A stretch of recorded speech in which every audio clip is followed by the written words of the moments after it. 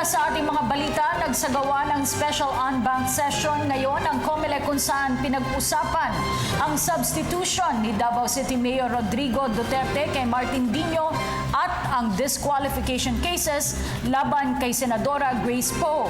Ayon kay COMELEC Chairman Andres Bautista, wala pang pinal na desisyon ang kagawaran sa kaso ng dalawang presidential aspirants. Samantala, sa kabila ng patong-patong na disqualification cases, nagpahayag pa rin ang ilang grupo ng suporta sa kandidatura ni Senadora Grace Poe.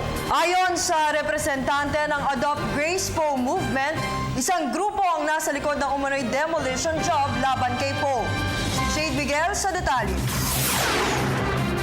Nagpahayag ng patuloy na suporta ang Gawa at Prinsipyo Coalition para sa kandidatura ni Senadora Grace Poe. Ito ay sa kabila ng patong-patong na disqualification cases na isinampa laban kay Poe.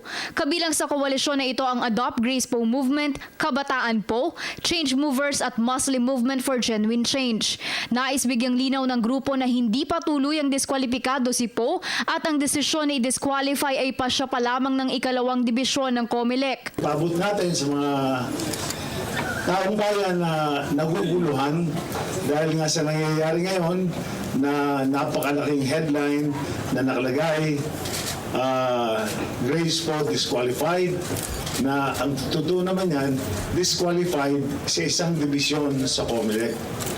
Pero wala pa naman yung finality. Hinimok din ng koalisyon ang publiko na makilahok sa makabuluhang eleksyon at maging mapagmasid sa gaganaping halalan. Mensahe rin nila sa COMELEC na huwag limitahan ang pagpipilian ng mga botante dahil ito'y kontraan nila sa demokrasya at karapatan ng publiko na piliin ang nais nilang kandidato. Nandito kami ngayon upang ipaglaban at ipilit talaga ang karapatan ng mga kabataan at mga iba't ibang sektor na magkaroon ng isang malayang, lehitimong at demokratikong eleksyon.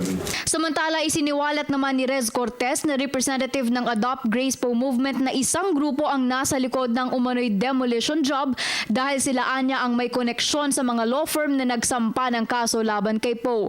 Sa kabila naman ang hindi pagpabor ng ikalawang dibisyon ng COMELEC sa kaso na isinampa ni Attorney Estrella Ilamparo, umaasa pa rin ng grupo na kakatigan sila ng COMELEC N-Bank at ibabasura ang naunang desisyon ng COMELEC Second Division. Naniniwala ako sa sistema ng gobyerno natin, may iilan man na nasusuhulan, pero naniniwala ako na mananalo tayo sa laban na to.